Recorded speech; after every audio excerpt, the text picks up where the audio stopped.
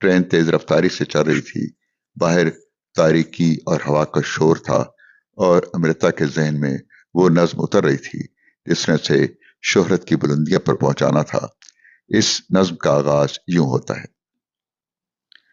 अज आखां वारिस शाह नूं कि तू कबरां विचों बोल ते अज किताब इश्क दा कोई अगला वर्का फोल।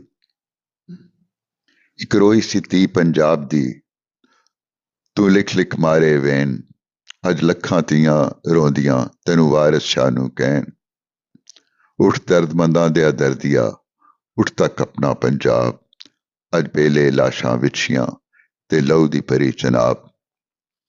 आज मैं वारिस शाह को कहती हूँ कि कहीं कब्र से ही आवाज बुलंद कर पंजाब की एक बेटी के रोने पर तुमने क्या क्या बैन लिख डाले थे।